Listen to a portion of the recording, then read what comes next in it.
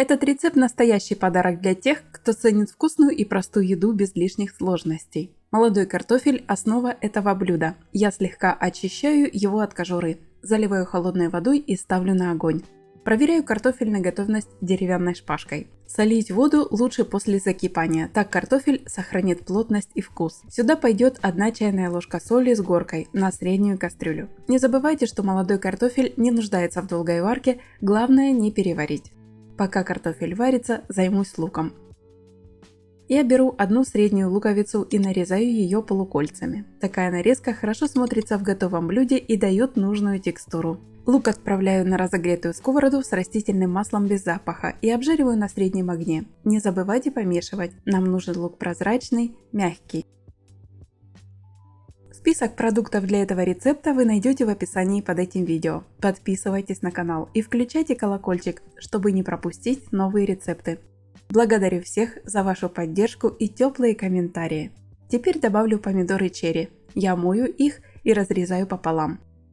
Почему именно черри? Во-первых, они слаще и ароматнее. Во-вторых, при термообработке дольше сохраняют форму. Вы можете взять и другие томаты, особенно если найдете грунтовые.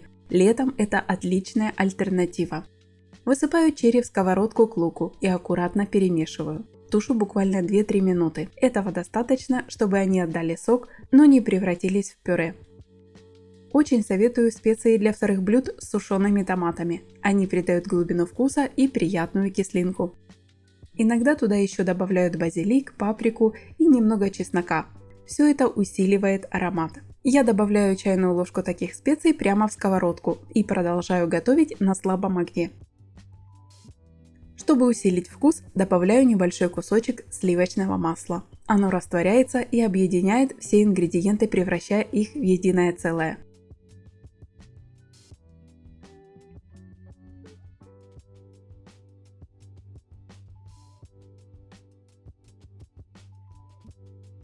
Картофель готов, сливаю воду и аккуратно перекладываю его в сковородку к помидорам и луку.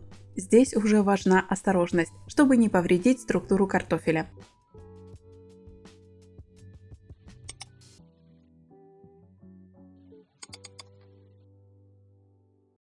Перемешиваю мягко на слабом огне. Все должно прогреться вместе, но не развариться. Такой подход позволит сохранить и форму, и вкус каждого ингредиента. Тушу 2-3 минуты под крышкой, чтобы все вкусы объединились. В этот момент на кухне такой аромат, что удержаться и не попробовать сложно. Теперь время для шпината. Его обязательно нужно вымыть. Добавляю прямо в сковородку. Он быстро садится и буквально тает в тепле. Шпинат – это не только цвет и свежесть, но и забота о себе, ведь он богат железом и клетчаткой. Готовлю с ним все вместе еще пару минут. Не забывайте, листья шпината лучше не передерживать, они теряют цвет и вкус. А вот и финальный штрих – сыр. Сверху посыпаю, он начинает плавиться от тепла и придает блюду сливочную нотку.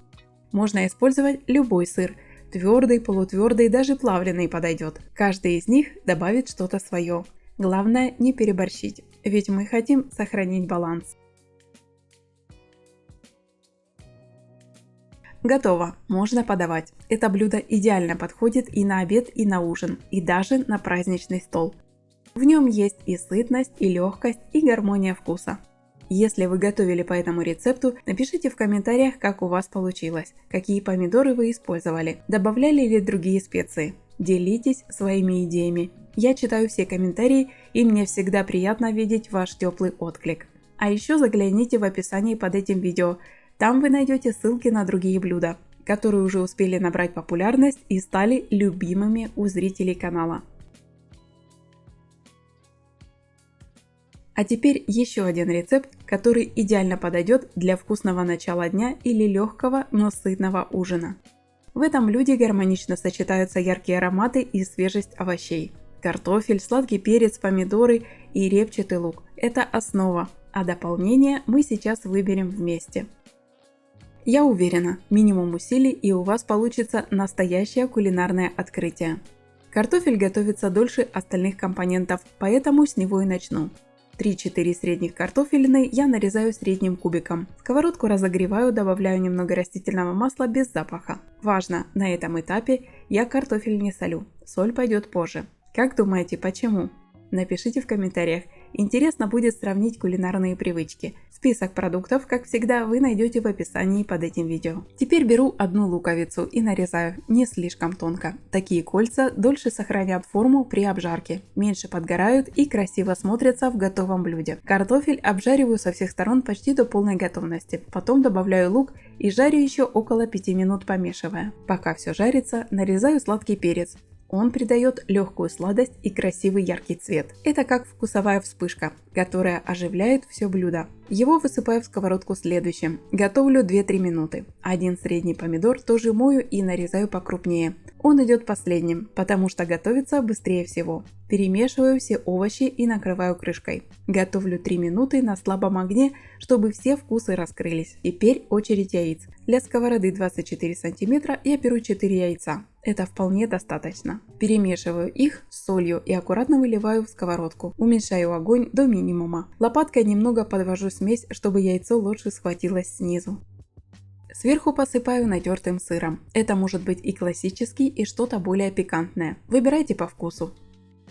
А для зелени сегодня я использую зеленый лук. Он дает свежесть и легкий пряный аромат. Также подойдут укроп, петрушка, базилик или немного свежего чеснока. Все зависит от того, какое настроение вы хотите передать блюду. Добавляю еще пару кусочков сливочного масла для сочности. Ведь мало какой рецепт с яйцами обходится без этого золотого дуэта. Готовлю под крышкой еще 5 минут. И все, можно подавать. Это один из тех случаев, когда еда получается сытной, вкусной и по-настоящему домашней. Такой рецепт отлично впишется в ваш гастрономический репертуар и точно соберет теплый отклик за столом. Здесь каждый ингредиент работает на общий результат, а сочетание простоты и вкуса делает это блюдо по-настоящему универсальным. Если пробовали готовить так, поделитесь в комментариях своими идеями. Добавляли ли что-то свое? Может, кто-то любит добавить к этому завтраку кусочек сыра моцарелла или присыпать орегано. Приятного аппетита!